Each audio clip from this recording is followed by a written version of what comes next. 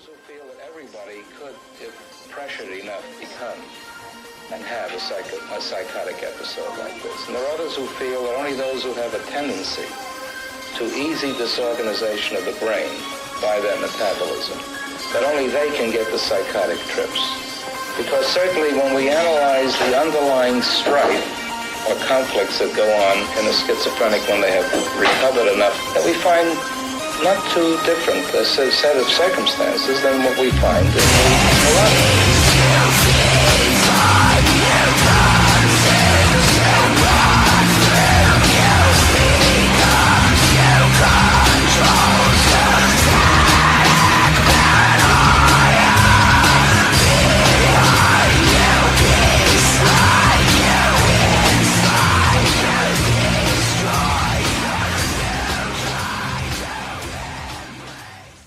Parents strongly caution the following programs are intended for mature audiences over the age of 18. These programs may contain some material that many parents would not find suitable for children and may include intense violence, sexual situations, coarse language, and suggestive dialogue. To save the patient from what would otherwise be a severe neurotic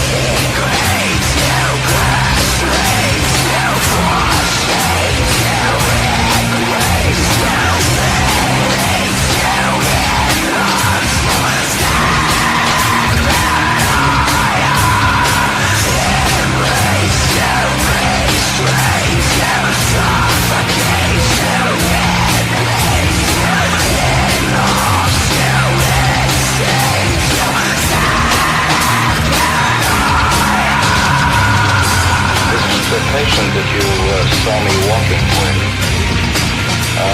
demonstrates on the 8th day after admission the continuing presence of a catatonic panic.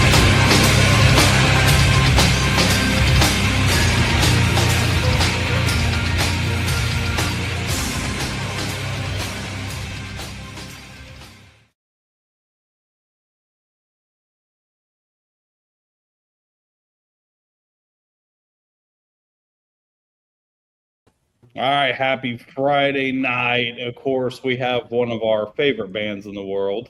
And they're like, this is like an OG band. They were on our very first season that we ever fucking did this way back in season 1. Like, I think you were like one of the first bands that came on. I believe so. That's because we're awesome, man. Look, but I think you're like one of like the first handful of bands that came on this show, and now we're almost done with season 4 and going into season 5. So welcome back. We love you guys, and you have had an insane amount of shit going on. It's no kidding. It's been awesome. There's been some insane other things. Last time we were on your show, we had a completely different lineup, less the two of us. But I'm happy. I'm excited. I have an entire band here tonight. That's maybe a first in an interview ever. So that's pretty cool. I think the last time it was just you two and one other guy. I think our drummer came last time. That was it. Yeah. And that was our guitar player was supposed to be there and he just didn't show. He was like, I changed my mind. Thanks, Todd. Yes, thank you, Todd, for still being with us. I'll be honest, I just didn't feel like doing it.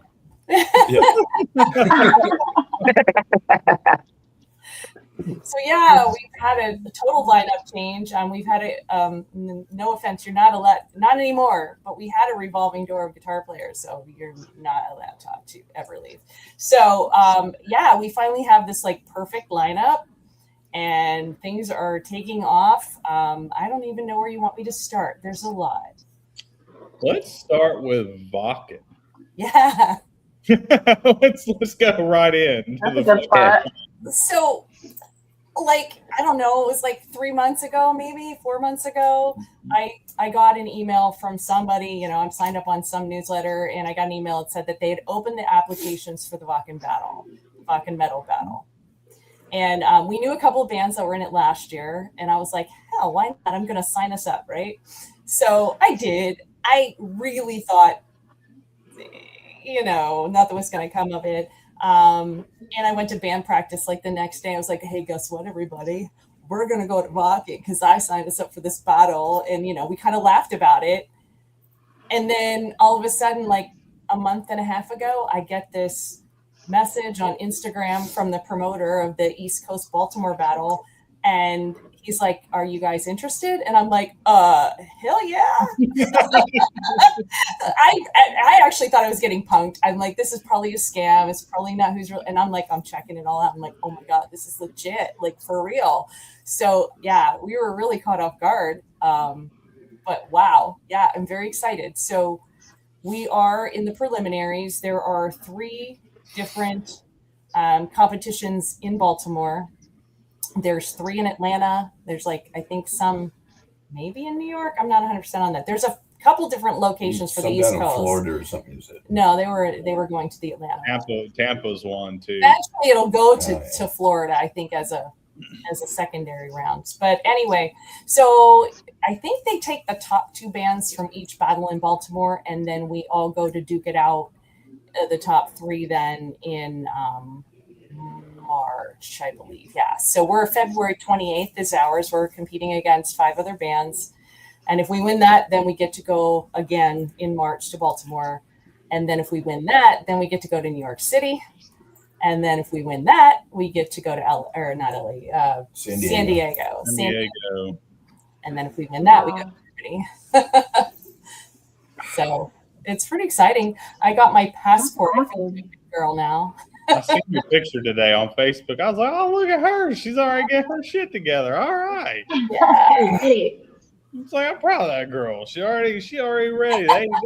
She said, fuck it. I'm going to go ahead and get it. Yeah. Well, we all said if we don't go to Vakken, we're all going to take a band trip to Canada. Yeah, we can go hit some clubs up there. I mean, yeah, there you go. Play in Canada then. Yeah, it's a good point. I was just going to go play around in the, Lundy's Lane over there by the falls. I haven't been there since I was a kid. Yeah, you could pay me to go up there. No, I don't do cold. I don't do cold. I don't do snow. I don't even want to see it. I don't want to be near it. I don't want to be around it. So what you're telling me is that if we have a big show up here in Erie, you're not coming. I'll go, but I'm not gonna like it. we can set You'll be bitching and crying the whole time. Well, I'll tell you, my hardest show that I ever did was here downtown Erie on it's our Perry Square here, and the stage there, it's an open air stage. It was in June. It was our last show actually, and it was 90 some degrees out that day, and the sun sets right on that stage. So the sun at 6:00 when we were on was just right on us. Beautiful lighting. I thought I was die. I got to the first number and I was like, oh shit, I have to do how many more songs? I drank like 6 bottles of water that day. It was never bad. Remember June on Perry Square, Steve? Steve's back. I can only imagine. In my years, wasn't that bad. Steve was in his shadows. Though, yeah, he had fans blowing on him, and he was. No, I wasn't. I was right in the sun. I had to put my sunglasses on so I could see. Yeah, it's like, holy crap, right in my face. Yeah. Just wait till you're in Florida, and whatever you do, don't wear pleather pants. Yeah, no. One of my vocalists did that and wore pleather pants, and they stuck. And we had to take a box cutter and cut them off of them. Wow. So this wow. was in. We got real close. Oh my God. Yeah.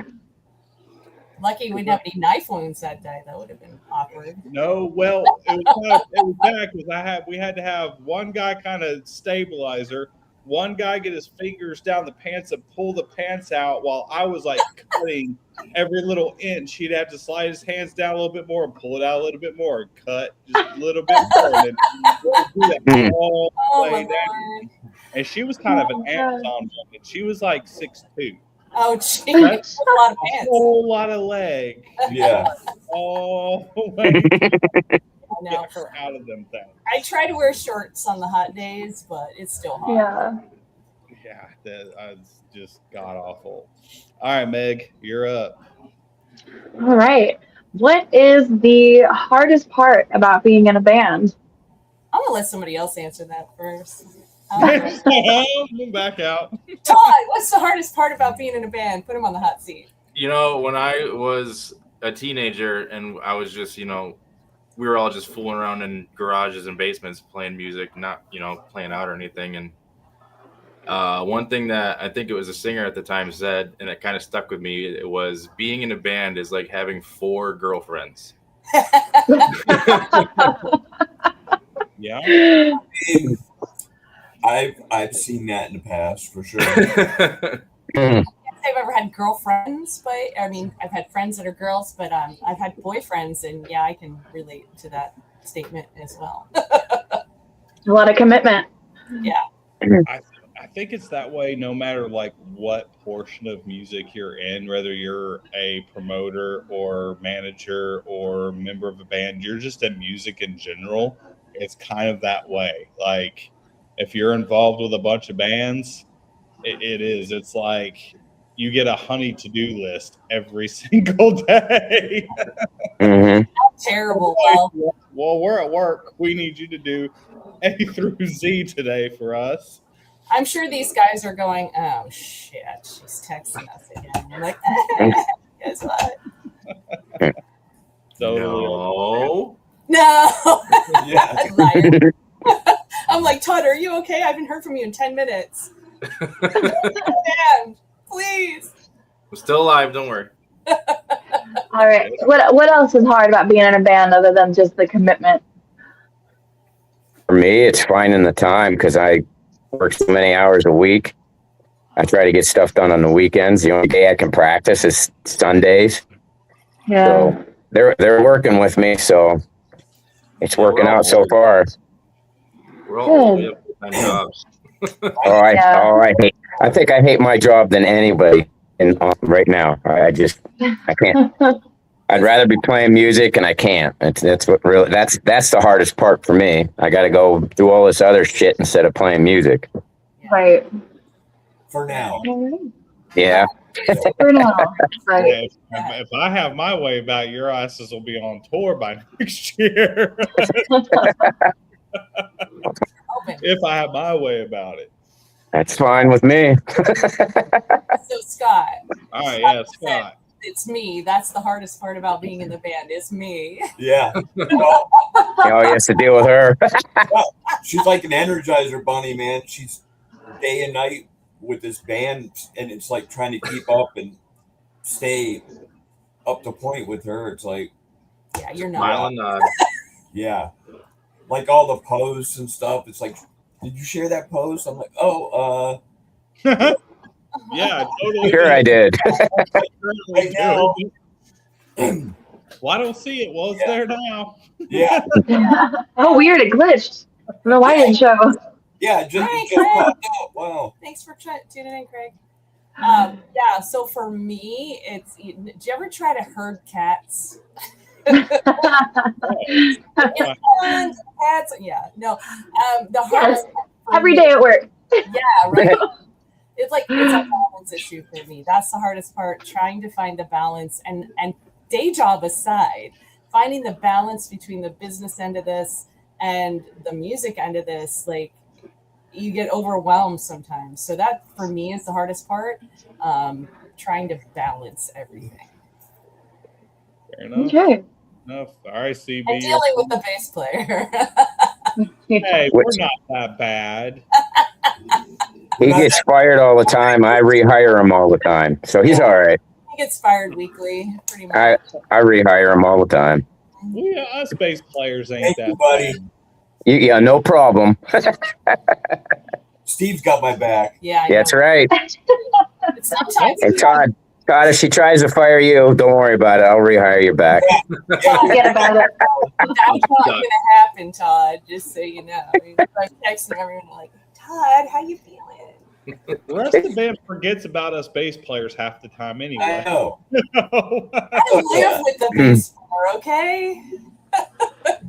Fair enough. Fair enough. I guess Meg could never forget about me because I bug the shit out of her all the time. So No, no, no, it doesn't bug me. all right, CB, you're up. All right. So with the season coming up, what are some traditions that you have with your friends and family during this time of the year?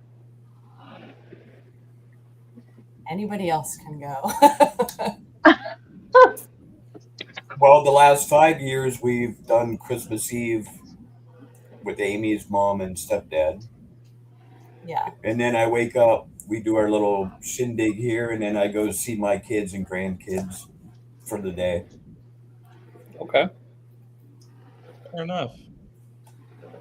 For me, it's I always have to work the next week to figure out whose house we're going to go to and how we're going to fit. We're still trying to figure out for next week what's going on, but I think we got it narrowed down because then my grandson, he was just born 2 years ago. One of my grandkids, a couple days after Christmas, so we got to figure out his birthday party too around the same time. So we figure it all out and then go to whoever's house that wants to have the Christmas party and the birthday party. It rotates. there you go. That's what you got to do. Yeah. Got to rotate it once in a while. What do you do, Todd? Yeah, well, I just stay home. You got That's- kids, Yeah. little ones. I was gonna say, as far as traditions, yeah, we just kind of hang out here.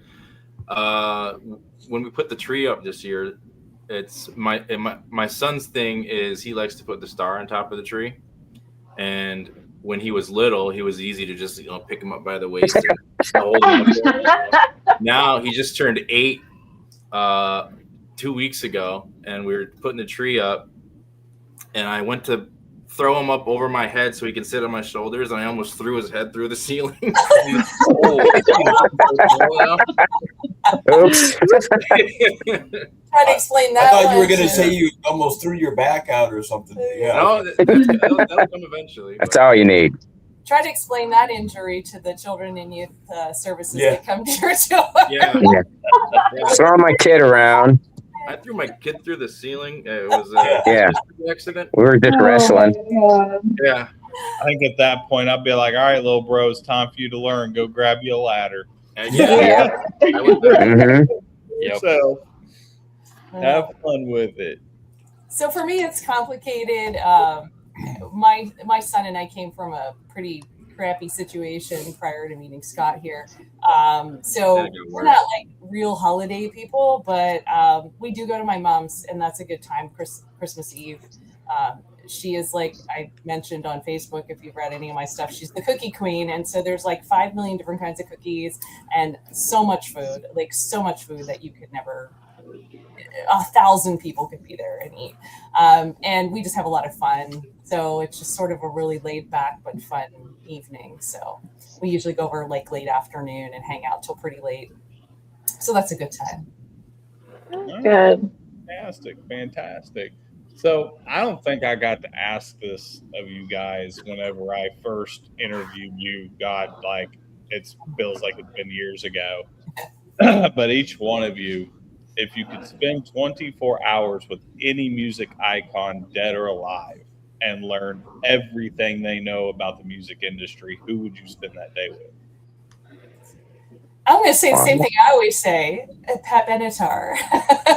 She's my I knew that was coming because I know it was coming. And my God, if you're going to learn everything you can learn about the music industry, why not somebody who has been in it for so many years and knows Right. it out? So yeah, for sure. Scott. Oh, you pointed me out. In the hot seat. I mean, Dee Verney. how did you know I was going to say that? Well, It was either that or George Lynch, one of the two. yeah, I mean, well, George Lynch is my idol. I mean, he's the reason why I picked up a instrument when I was a teenager.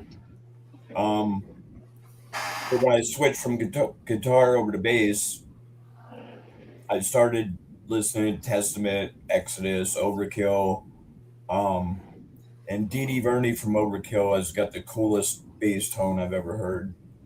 I love his style. I play with a pick like he does. He's just I love his shit. Yeah, I like you even more. I like you even more now. Yeah. Well, because there's not very many bass players that play with a pick, because I do too, but there's not a whole lot, and they usually get a lot of trash talking to them. And I'm like, look, I can play with my fingers, I just don't like to. Yeah, I mean, well, I started out as a guitar player, so it was just comfortable for me to have a pick in my hand, but right. But then it just Dee Dee Verney happened to just fall into the "you're cool as fuck" category, and I mean, I try to emulate his tone the best I can, but to this day I haven't got it all figured out yet. Okay, fair enough. How about you, Todd? No.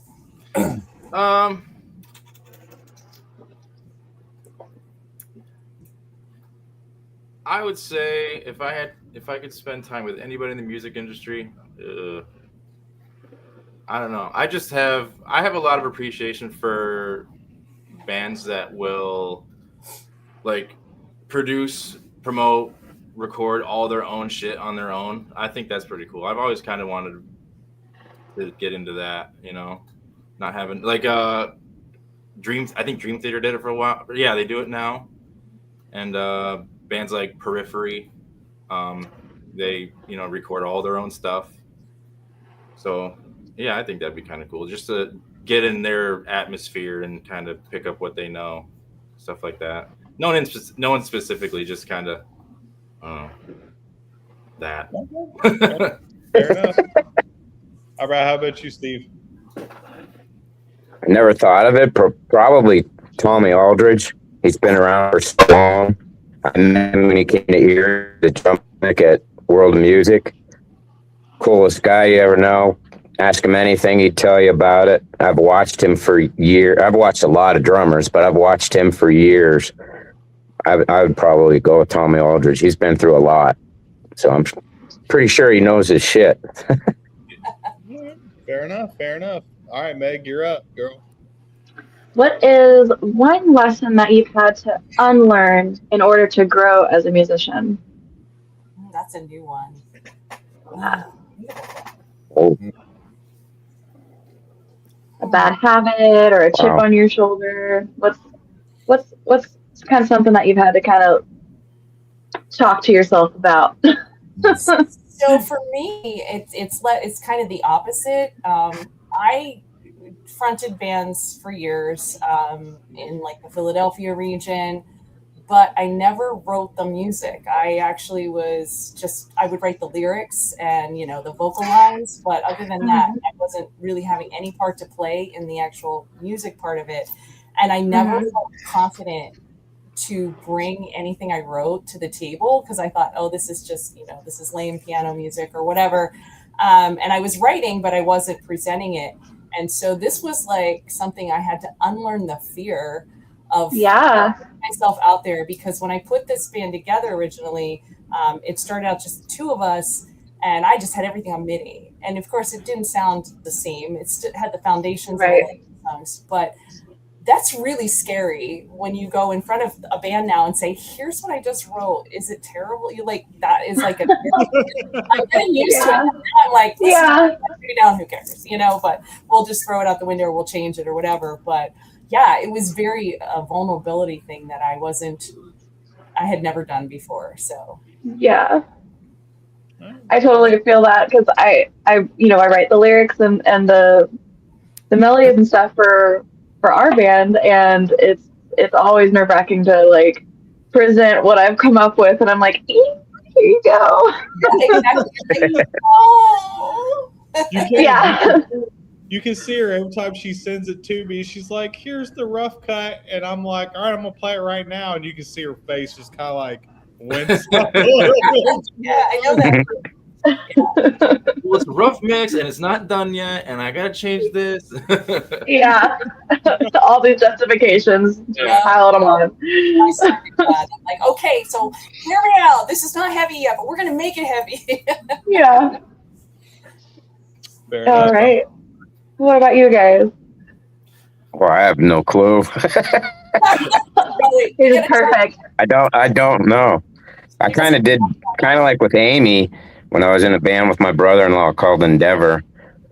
I took music home and I wrote lyrics to it. Never did it before, and presented it to them too, because it was just a 3-piece band.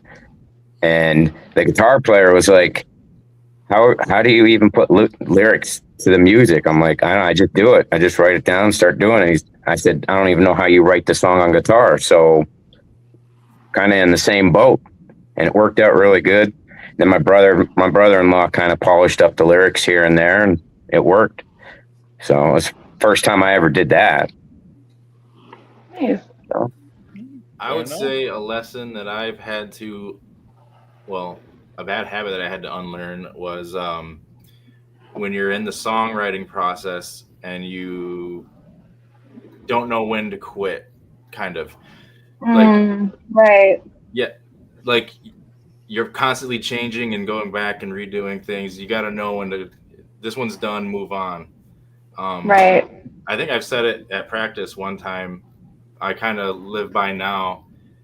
If you're changing the song just for the sake of changing it, if it doesn't make the song better, it makes it worse. Yeah, he did say that actually, and he was right. So sometimes That's less good is stuff. more.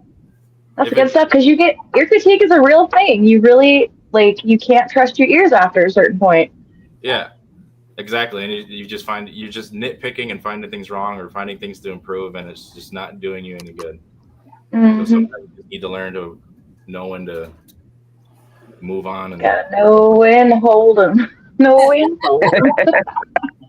I get that, because I used to be the same way. Like, I think when I first started, actually not learning music, but learning how to write music when I was 15, 16, and going into my early 20s, I used to overthink everything, every little piece, every little part. And it was always like, no, I can do better. No, I can do better. No, I can do better. I'm going to rewrite it. I'm going to rewrite it. And then we spent, I spent 4 months on the same song, rewriting it over and over and over and over. And then at that point, you're like, God damn, we could have already wrote fucking 4 songs the last 4 months, and we're still on the same goddamn one. Yep. So, I was just, going to say, we have a song, and I told him, I said, I never liked the outcome. We spent almost a year writing this one tune, and it was ridiculous. Every time we'd bring it to the table, something had changed. Like the guitar player would go home, he's like, I changed all this, and he'd come back with something new. And at the end of the day, I mean, the song was okay, but I really want to revisit it now, because I think it got so rewrite it from start to finish. Yeah, it's so overcomplicated now, and there's so many parts, and it just never gelled for me. So anyway, I get that 100%. Yeah, I've always felt like, I had to get out of the whole overthinking thing. And I think bands in general, a lot of people, especially if you're a perfectionist, you have the worst problem of overthinking. Mm-hmm. And I was always told, go in there and give yourself a maximum of 3 tries. Right. And if it still sounds like shit after the 3rd try, fucking scrap it and move on. Yeah. No, don't stick there, because it's just going to drive you nuts the longer you do it. So you might as well just completely scrap it and start a whole new song. Right. And just start over. And songwriting is a skill, just like anything else. Some people just are more, it comes to them more easily, but just like any other skill, you don't get good at it until you practice it. Right. Right. Yep. Gotta do it. I don't want to step on his answer, but I was going to say the whole perfectionism. I don't have one anymore. I'm not following Todd. I know something you've overcome in this band that you've never done before. Oh yeah, I didn't think about that. Yeah. Okay. Well, you go ahead and go. Okay. Yeah, we're waiting. Yeah, It's your turn now. Okay, yeah. So all the bands I was in prior, I was a pretty heavy drinker back in the day. Actually, not really a heavy drinker my whole life, but always in a party band. When it come to playing and stuff, we would tear it up. We'd have our big bucket of beer up there behind the drums. Yeah. People would be bringing shots up to us, and some people grab their shot and do the, oh, thanks. Not me. I was like, Take it. Yeah. I'll take 10 more. Yeah.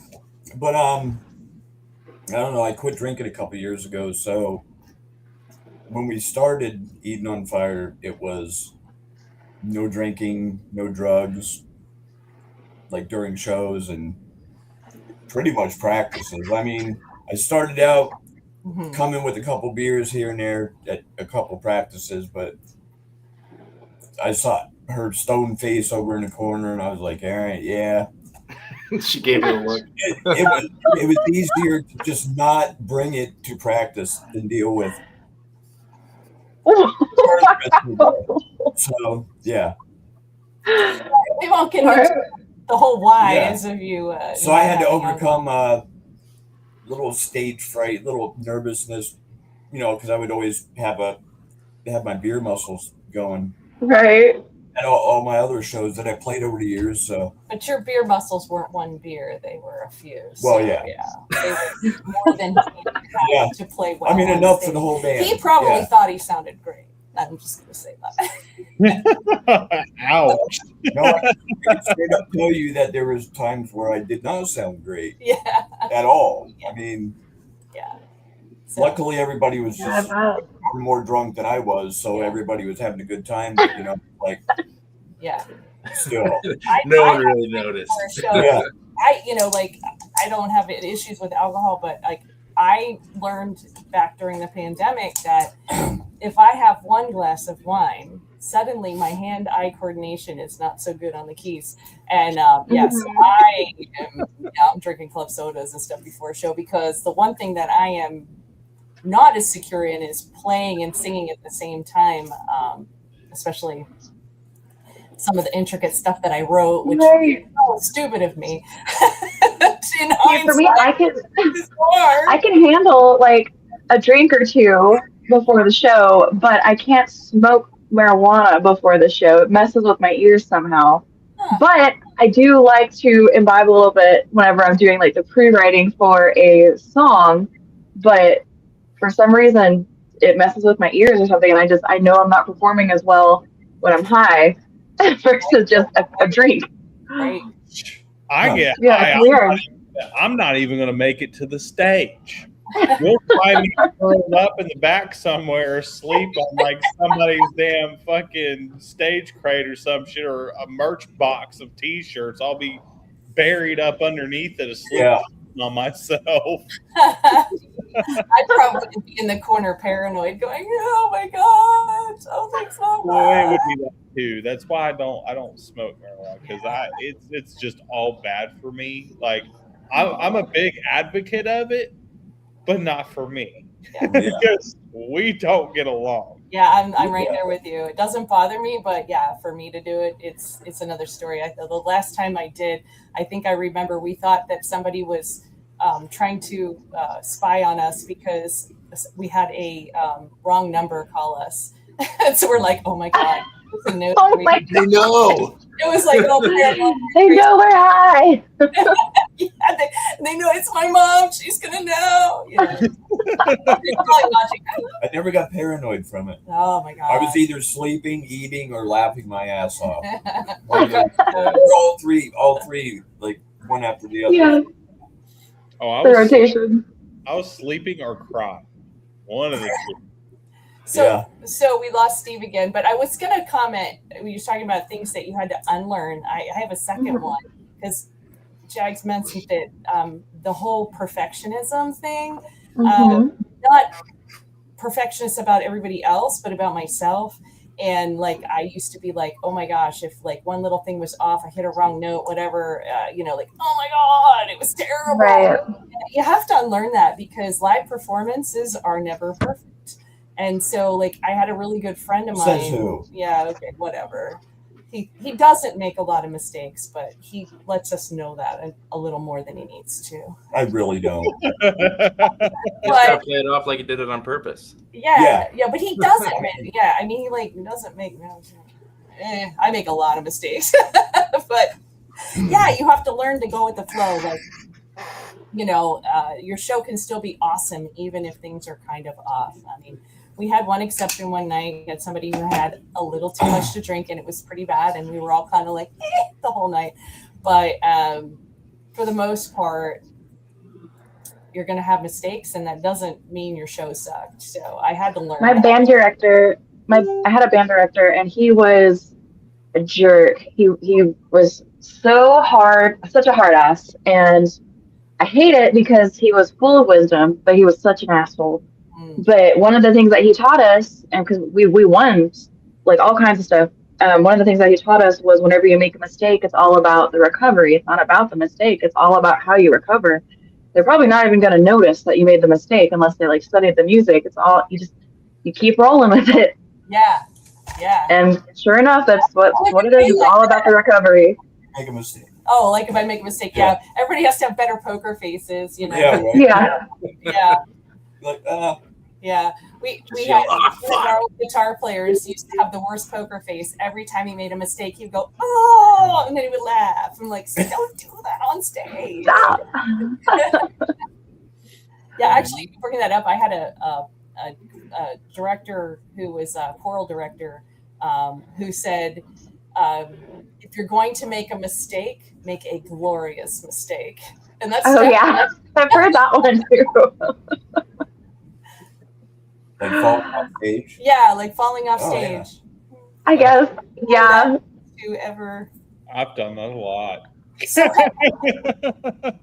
I never understood that phrase because I was like, no, a mistake's still a mistake. What are you talking about? Like, why fall off the stage? That's mortifying. I don't get it. I have done it so many times now. It's freaking ridiculous. It's part of our act now. Yeah. I know. I keep telling. Circus music plays. Yeah.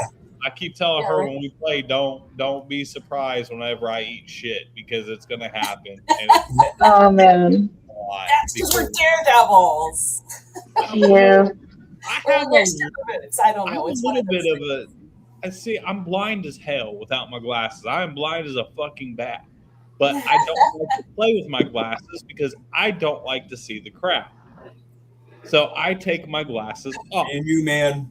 It's a bass player thing. Yeah, must be a bass player thing. And I have to play You blind. just feel the music. So, Yeah. well, it helps me because otherwise I'm probably going to vomit on stage, and that's just how it goes. So, no. I would rather play blind than puke all over the stage in front of everybody. So, yeah, no, I'll just go play with blind. All right, CB, you're up. So, in the music industry, what is something that you just find irritating or such a trigger for you? Ooh. That's a loaded question. For me, Real talk. I mean, there's a couple of things, but the thing that really is getting me is this the gatekeeping. That makes me crazy. Like, there's so much gatekeeping. You know, you can be really good, but until you have money and representation, you can't get your foot in the door in a lot of places, and that's very frustrating for me. So that's probably the big one for me. Right. That is, you know, and I see it everywhere. It's all like, it's super cliquish too. Right. It's not just one city or just one state. It's fucking everywhere. If you're not in their little boys club or girls club, whoever's kind of the top promoter, top talent buyer, whatever in that area, no matter the level, if you're not in that little club kissing their ass, then you're not fucking shows, and they're going to make it extremely difficult on you to get your foot through the door, which I think is the most selfish bullshit I've ever fucking seen in my life. Yeah. And it is. And I'll, you know, I'll just call it as I see it, and it's bullshit. Yeah. Let everybody play. Let them fucking play. Right. If you don't like them, so the fuck what? Right. Be a goddamn professional. Keep your mouth shut. You ain't got to be fucking best friends. You ain't got to go hang out and have beers after the fucking show. Just get up there and play music and shut your fucking mouth. Yeah. It's that fucking simple. Who fucking cares? Yeah. Who cares? We're all adults here. What are we, toddlers again? Yeah. So many Well, fucking never grew up. Yeah, Peter Pan syndrome. Yeah. Yeah, and that's pretty much what I was going to say. I mean, for me, it's the jealousy instead of the Camaraderie. people being supportive of everyone else. It's like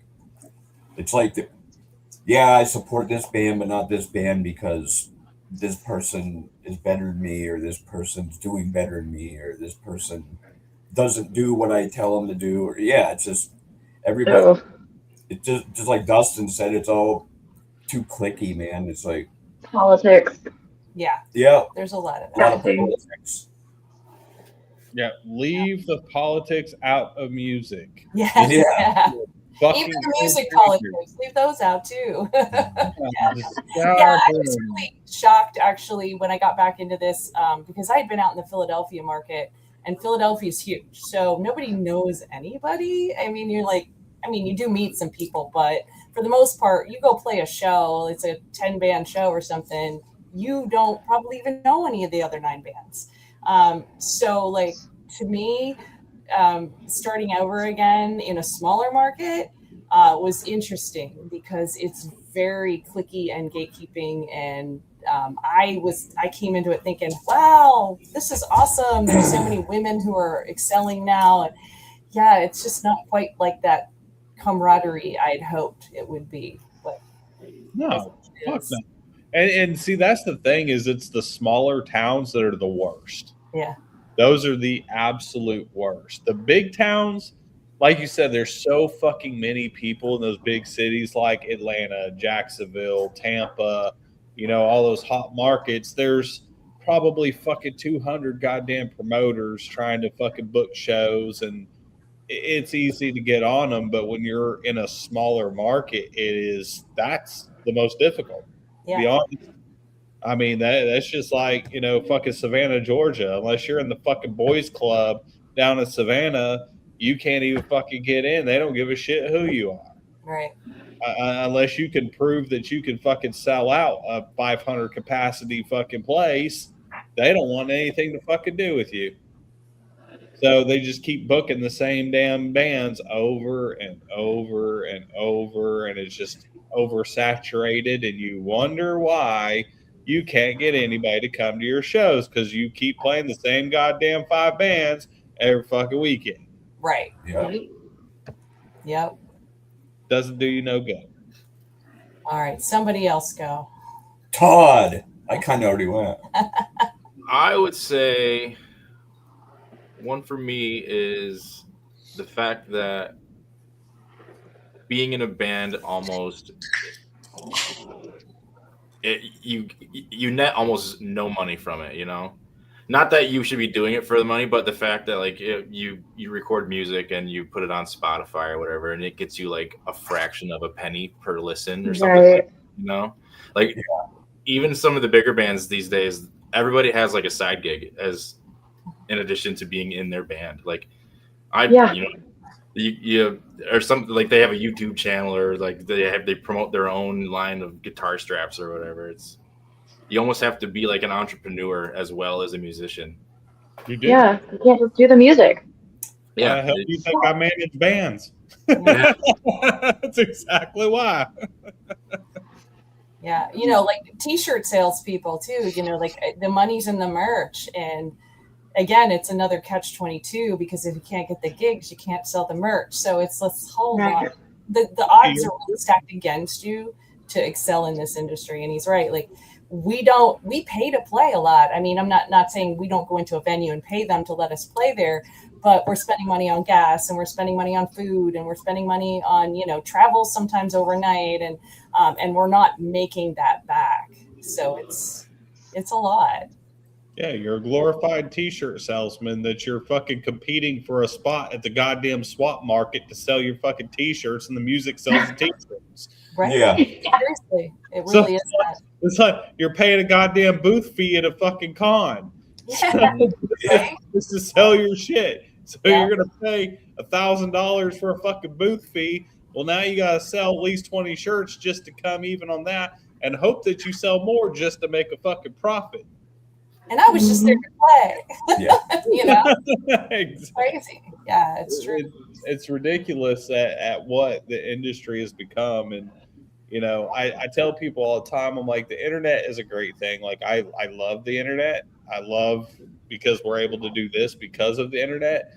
But there's also a lot of cons with the internet too. And the music industry was one of those that got highly affected in a very bad way due to the internet. Yeah. And let's be honest, it did. Yep. You Music know, is- It music used is to be basically illegal. free at this Napster was a thing that was illegal, and then suddenly Spotify said, "Well, we can do this." You know? Right. Yeah. Well, I mean, you had record industry moguls who got involved because once the internet came out, they seen a new way to make money. So enter Spotify and Amazon Unlimited and iTunes and Rhapsody and Deezer. Things that they're like, okay, well, the record labels are falling apart, so we're going to invest in streaming, and we're only going to pay the artist the same thing that we were basically paying them whenever they were with the record deal. So now everybody could put out their music, but we're going to get a cut of everybody's fucking money. Yep. Yep. So now you might not get any yourself at all. So, we lost our record industry, but we're still going to figure out a way to fuck you. And just now everybody gets fucked. Yeah. Instead, just a few. The amount of money that goes into recording just one song is insane. Like, we're very, very blessed. We have somebody who tracks us, and we don't have to pay for any of that. And this person just is awesome, and he's good at producing and everything. So we just got lucky. But if we didn't have that, I don't know how we would have afforded our album. I mean, it still put us in the hole over $2,000 just for the mixing and mastering and producing, and so yeah, I don't know even how, like, a lot of people are doing the DIY stuff, but if you do the DIY, you're not going to get it on regular radio. You're not going to get it, out to the bigger industry most of the time, unless you have somebody who's a real guru and has a lot of equipment. Right. Right. All right, CB, you're up, bro. Yeah, he kind of popped out. So lost what it. is Sorry. what is something that you guys fear? Like, what is your worst fear? Bears. Everybody is going to quit on me. Sometimes, because God, we've been like, Todd totally doesn't even know the whole history. We started out with a completely different guitar player than anybody even knew, because by the time we got to playing out, he wasn't with us anymore. And then we had another one who jumped in about the same time before we got the guitar player that's on the album. And so he was with us for a while, but then after he left, we went through another guitar player and actually two before time. So it's been a revolving door of guitar players. And it's like, I have PTSD now. Todd's getting the brunt of it. Are you okay? Please speak to me. I'm so sorry. I drive you crazy, I'm sure. But yeah, that's my big fear. Like, we have got this amazing stuff going on right now. And I really feel like Eden on Fire is going to be big. And I already feel it right now a little bit out there. We've only been together since 2021. And 2022 was our first show out. And we're just like, boom, we're accelerating so quickly. I just want to keep everybody together so we can do it, So that's my big Yeah. Okay. Who Scott, won? what you got? Mine would probably be the thing that almost took me out a year ago. Mhm. I mean, just growing up with my family, my mom, a lot of my young cousins, and passed away from cancer. And when I was diagnosed with it, it was like, and then I found out I was misdiagnosed, so I had it living in my neck for almost a year. And the way it spread and stuff, it definitely shaped the core a little bit. But I mean, I don't know. I think about it. It's a daily thing now that I think about, but at the same time, it's like, as of today, I kicked its ass. I mean, Yeah. you know, Fuck cancer. I got through it. So far, so good. And just gotta take advantage of every day. I mean, so Fair enough. love every day. Love every damn day, man. I mean, There you go. So moving forward, you guys have a new single coming out. Poor Todd didn't get to answer. Oh, did he? Oh, Yeah, my answer's gonna be way worse than Scott's anyway. So he's fair. it's Yeah, way he worse. said bears. Yeah. He's afraid of Amy. yeah. Yeah. Oh, no. No, I'm still the new guy. I don't have many fears yet. I'm just going with the flow. So moving forward, you guys got a brand new single coming out Christmas Eve, Yes, we do. which we're only going to show a small clip. No, you guys do not get to see it yet, not till it actually comes out. But you get a small little clip, which has already been posted today, but we're going to play it anyways at the end. Other than the new single and Vakken, what are you looking forward to in 2026? I mean, I'm looking forward to getting back to writing. We've been on hiatus from writing for over a year now, and that's been a little frustrating. We did a little bit just between Scott and I and Steve, who popped out. I don't think he messaged me. He couldn't get back on. So our drummer is not here now. But, we did a little bit preliminary, but there's only so much you can do without guitar. And so we haven't written in so long. And so I really am looking forward to getting back into that process. And then I'm also looking forward to expanding our horizons with shows, moving on to festivals and maybe some out of the area venues we haven't hit yet. Trying to tag on to be an opening act instead of us being the opening act at the small stages here, going out and being the opening act for some bigger acts. So that's what I'm hopeful for this year. All right. How about you, Scott? I mean, I want to get out of Erie. I mean, I definitely want to focus on this fucking battle or whatever. But Or whatever. yeah, The biggest festival Yeah. in the world, whatever. no, I mean we got to really be focused on that to keep moving forward with it. But I mean, yeah, I want to do show. I want to get out. I want to get out of Erie County.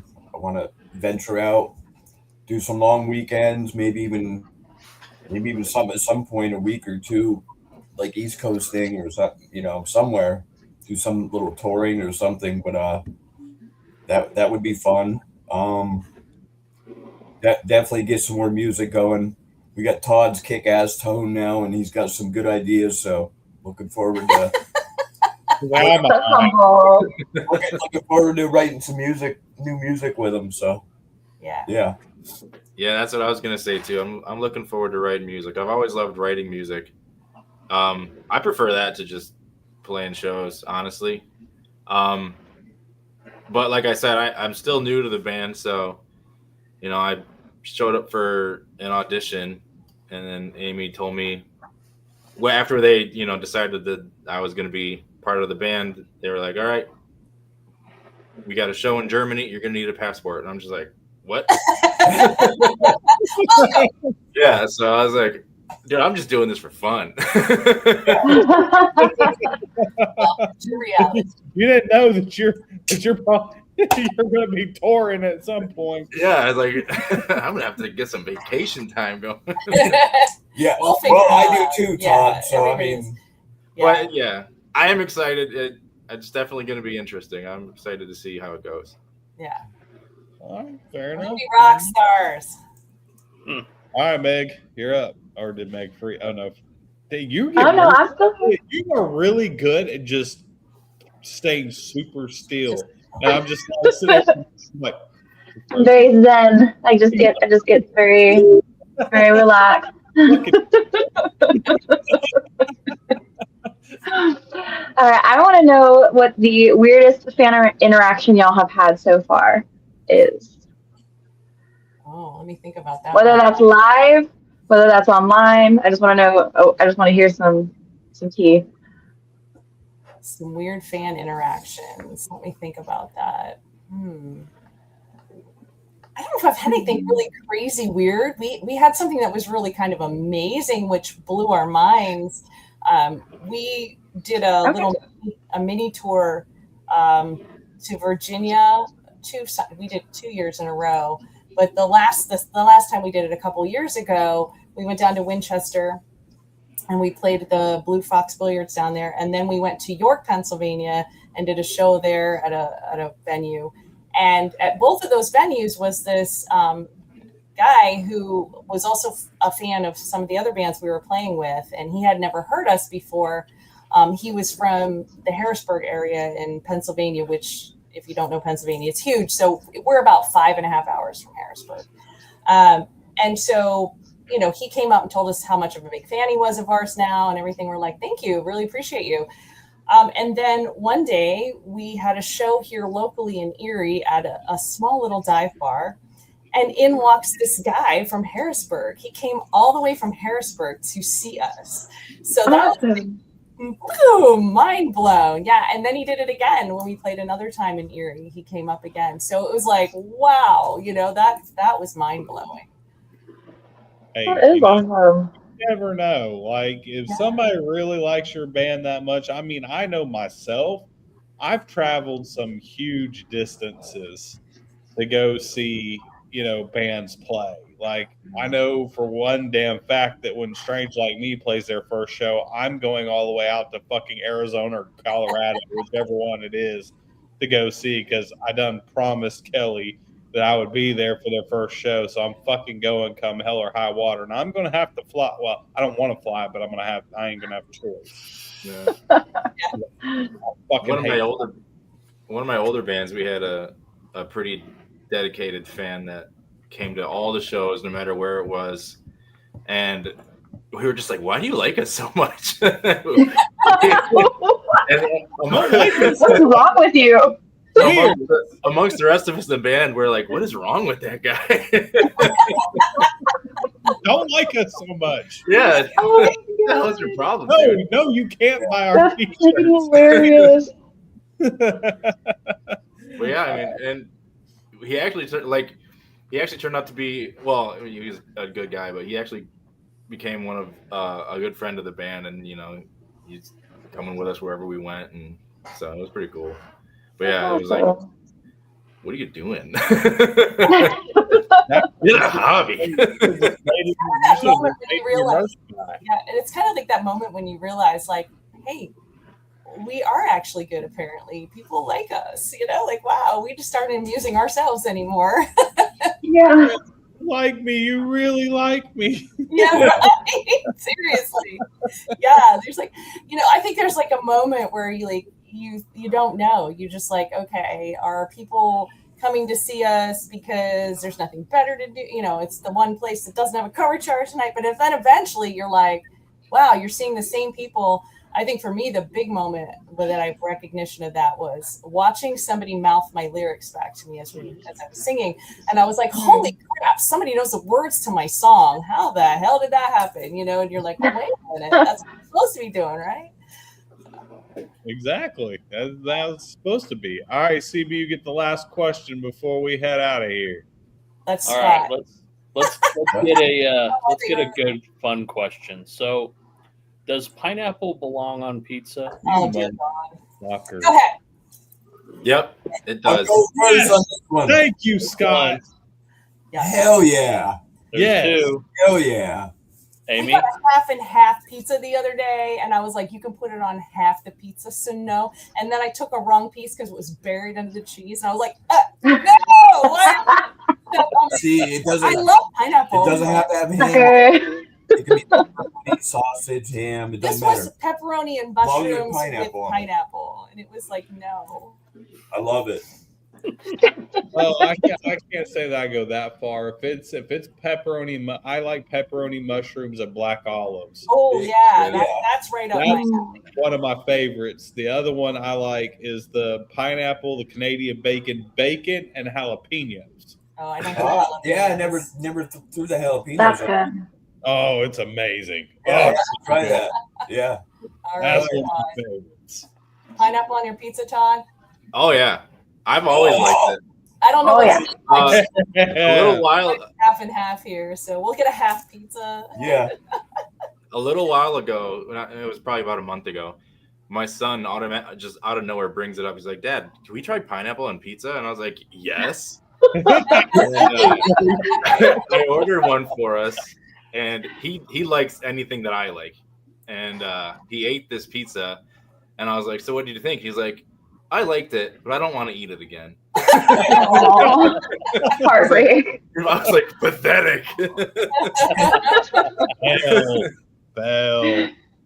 All right, so on that, we are done for tonight. We are going to show a little teaser clip for their new song Villain that's coming out. We love you guys. We will be, I think we're back Monday. I can't remember. I think we are. I'm not sure. I can't keep up with shit anymore. I don't even know what the fucking date is today. Anyway, we're getting the fuck out of here. If you're not, please go check out Eden on Fire on all their social media accounts. Go hit that follow button. It's literally costs you nothing to go hit that follow button. It takes like 3 seconds. Just go do it. And if you really want to be super nice, then you're going to go to the little 3 dots. You're going to hit it. You're going to go down to invite your friends, and you're going to invite your entire friends list if you want to be super nice. And that only takes another like 2 seconds. So you just supported a band for absolutely free, and it didn't cost you a dime. Nothing. Just a little bit. And you get to listen to free music if you go to YouTube. So Exactly. Go to YouTube. Go to their Spotify. Go do the damn thing. Anyways, we love everybody. We'll see you again next time. love you Good to guys. see you guys. Rock on. For having us. Nice.